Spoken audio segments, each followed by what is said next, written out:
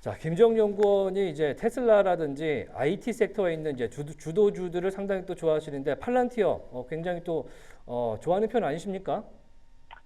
네, 개인적으로 굉장히 좀 좋아하고 또 기대하고 있는 기업 중에 하나입니다. 네.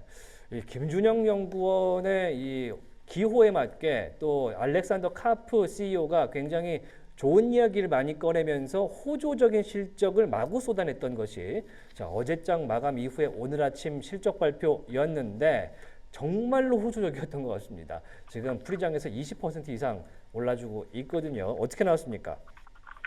네, 일단 흔히 얘기하는 정말 주요한 모든 지표에서 모두 다 예상치를 상회했을 뿐 아니라 특히 EPS 같은 경우는 아예 시장의 예상치를 27.3%라는 굉장히 높은 퍼센트로 예상치를 상회하면서 어닝 서프라이즈가 나왔다고 말씀을 드릴 수 있겠습니다. 특히나 이제 이 알렉스 카프 같은 경우는 또 CEO의 발언이 굉장히 주요했는데 먼저 이 IT 거물의 출현이다 그러면서 소프트웨어 거물의 출현이다라는 말과 함께 수십 년의 결제와 진행된 혁명의 초기 단계, 즉 현재까지 이제 1막의 시작 단계라고 하면서 이번에 사실 실적이 굉장히 잘 나왔고 현재 빠른 성장을 보이고 있음에도 불구하고 앞으로 더 큰 성장이 있음을 이렇게 시사를 했는데요. 그러면 먼저 조금 더 이제 실적 그러면 전분기와 비교해서 얼마나 무엇이 증가했는지를 좀 살펴볼 텐데 먼저 전분기 대비 이 거래 건수와 거래 규모가 굉장히 좀 크게 증가한 것을 확인할 수 있습니다. 이제 오른쪽에 있는 걸 살펴보면 이제 100만 달러 이상의 거래가 104건이었는데 왼쪽에 24년 4분기의 지표를 살펴보면 129건으로 20% 넘는 상승을 보였고 특히나 500만 달러 이상의 규모로 가면은 이미 전년 대비해서는 전분기는 36건 하지만 이번 분기는 58건으로 훨씬 더 크게 증가한 것을 확인할 수 있고 특히나 이제 1000만 달러 이상 거래 같은 경우는 24년 4분기에는 32건이었는데 그 바로 전분기는 16건으로 전분기 대비 이 1000만 달러 이상 거래가 100% 증가한 것을 좀 확인할 수 있는데요.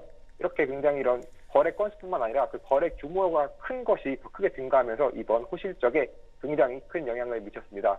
또 이번 성장의 핵심은 역시나 이 IT, AI의 핵심이라고 볼 수 있는 미국이었는데요.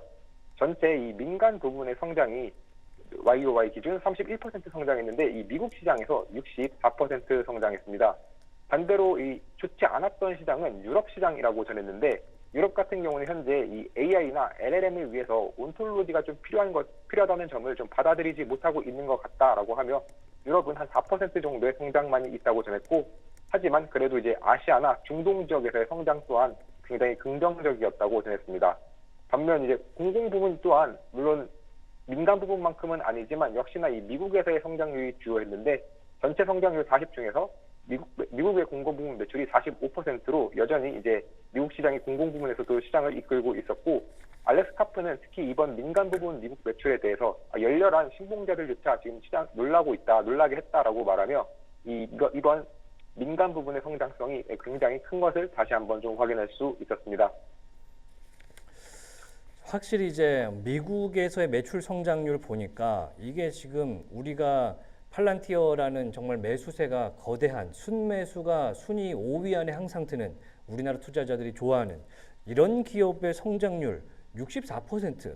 요게 저는 사실 가능한가? 이렇게 빨리 가능해질 줄은 네, 몰랐고 저도요. 마치 초창기에 테슬라를 보는 것 같은 그런 폭발적인 성장에 놀랄 뿐입니다. 특히 공공 부문은 뭐 자세한 거는 밝히지는 않았겠습니다만 이게 이렇게 계속 두 자리를 가면 여기는 또 칩을 만드는 회사도 아니지 않습니까? 그럼요. 소프트웨어 회사인데 이렇게까지 크게 올라갈 수 있는가라는 생각도 좀 해보고요.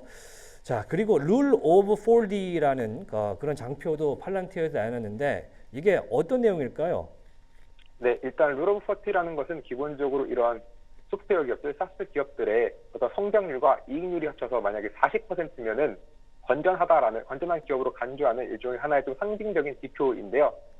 일반적으로 그래서 40만 넘으면 되는데 팔란티어 같은 경우는 이제 23년 2분기에 잠깐 40을 하락 40 밑으로 떨어진 이후 6분기 연속으로 40 이상의 수치가 나왔으며 특히나 이번 분기 같은 경우는 81을 도달하면서 이미 시장이 그 건전함의 기준인 40의 2배 이상의 수치를 보였습니다. 이렇게 또 룰 오브 40를 큰 폭으로 상회함에 따라 알렉스 카프는 자신들은 이제 룰 오브 70이라는 좀 새로운 기준을 좀 만들어야 될지도 모른다라고 하며 자신의 성장에 대해서 좀 일종의 자화자찬을 하는 모습도 함께 보였는데요. 하지만 또 이번 실적 발표, 특히 컨퍼런스 콜에서는 계속해서 좀 빠지지 않는 질문이 있습니다. 바로 이 딥시크인데요. 이번 컨퍼런스 콜에서도 딥시크와 관련해서 이 팔란티어 어떤 영향이 있는가에 대한 질문이 있었고, 이와 관련하여 팔란티어 같은 경우는 자신들은 이미 예전부터 AI 모델이 계속해서 평준화되면서 가격이 하락할 것이라고 생각을 했는데, 이러한 점을 이 딥시크를 통해 확인할 수 있었다.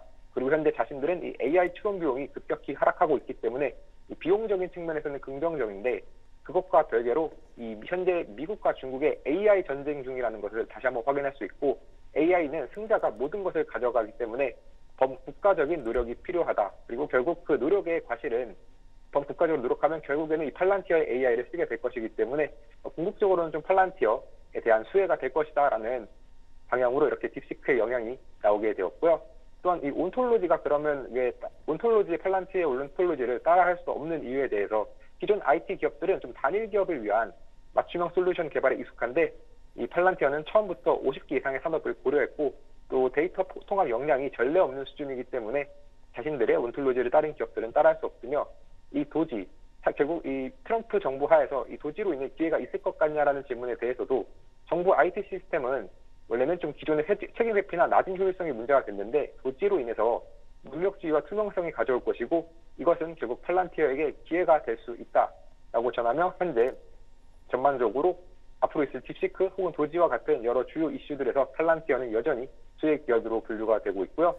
이에 따라 팔란티어 이번 실적 발표 마지막 말로 주주들에게 자신들을 지지하고 또 파트너가 되는 것을 즐기기 바란다라고 했는데, 현재 이제 이번 실적 발표 이후 시간 내에서 주가 23% 이상 상승하면서 투자자분들 모두 이번 상승을 좀 즐기시면 좋을 것 같고, 이와 관련해서 많은 기업들이 현재 이제 목표가 상향이 일어나고 있는데, 모건 스탠리도 기존의 비중 축소에서 동일 비중으로 자신의 의견을 변경하고 목표가 95달러로 올리며, 이와 함께 발언이 좀 중요했는데요. 높은 밸류에이션에도 하방 밑으로 내려갈 촉매제가 부족하고 이 팔란티어에 대한 우리의 의견이 틀렸다는 것을 인정한다라고 밝혔습니다. 또 웨드부시 역시도 이번에 목표가 120달러를 제시하는 굉장히 긍정적인 의견을 전했습니다.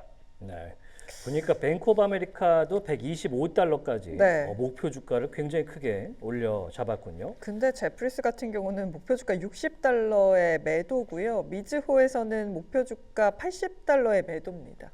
굉장히 엇갈리네요. 굉장히 엇갈리는데, 일단은 시장의 이제 메이저 IB들이 의견들을 바꾸고 있다는 것이 상당히 좀 주목해 볼 만한 그런 상황이 아닌가라는 판단이 들고요. 현재 프리마켓 상황에서 22.9%, 오호. 23% 정도 상승하는 모습 보여주고 있습니다.